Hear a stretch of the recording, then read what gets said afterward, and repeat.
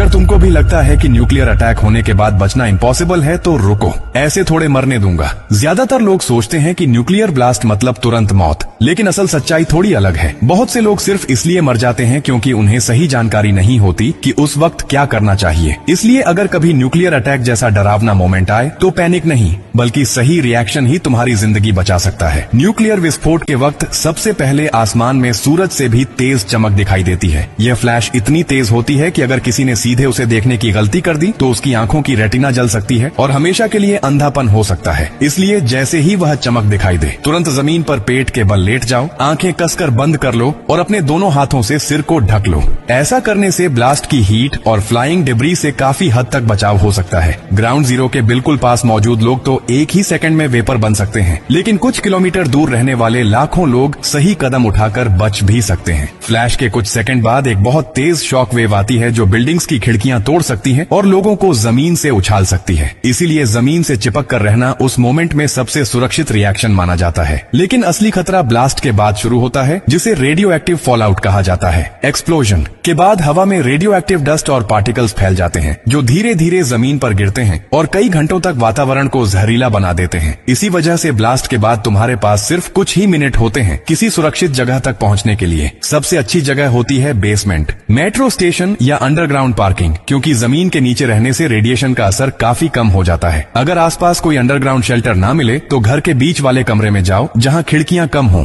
सभी दरवाजे और खिड़कियां अच्छी तरह बंद कर दो और गैप्स को टेप या कपड़े से सील कर दो ताकि रेडियो एक्टिव डस्ट अंदर ना आ सके। घर के अंदर रहना बाहर भटकने से कहीं ज्यादा सुरक्षित होता है। सबसे जरूरी नियम यह है कि पहले 24 घंटे बिल्कुल बाहर मत निकलो। इसी समय रेडिएशन लेवल सबसे ज्यादा होता है और बाहर जाना जानलेवा साबित हो सकता है। इस दौरान सिर्फ सील्ड बॉटल्ड वाटर पियो और पैकेज्ड फूड ही खाओ ताकि कॉन्टेमिनेशन का खतरा कम रहे। अगर तुम्हारे कपड़े बाहर की रेडियो एक्टिव डस्ट से कॉन्टेमिनेट हो गए हों तो उन्हें तुरंत उतारकर किसी प्लास्टिक बैग में बंद कर दो और शरीर को साफ पानी से धो लो। इससे शरीर पर मौजूद जहरीले पार्टिकल्स काफी हद तक हट सकते हैं। अगर फोन, रेडियो या कोई इलेक्ट्रॉनिक डिवाइस बचाना हो तो उसे मेटल कंटेनर में रखना ईएमपी डैमेज से कुछ हद तक सुरक्षा दे सकता है, क्योंकि न्यूक्लियर अटैक के बाद अगले 72 घंटे तय करते हैं कि कौन सर्वाइव करेगा और कौन सिर्फ ब्लास्ट से नहीं बल्कि इंफॉर्मेशन की कमी से मरेगा। ये जानकारी सिर्फ आपके लिए नहीं है, इसे अपने पास मत रखिए। इसे अपने पापा को सेंड करो, अपने भाई को सेंड करो, अपनी माँ को सेंड करो, क्योंकि देश की हालत अभी बहुत खराब है और इस बात को हर इंसान का जानना बहुत जरूरी है। इसलिए इसको जितना हो सके उतना लोगों तक पहुंचाओ ताकि सब लोग समय रहते जागरूक हो सके।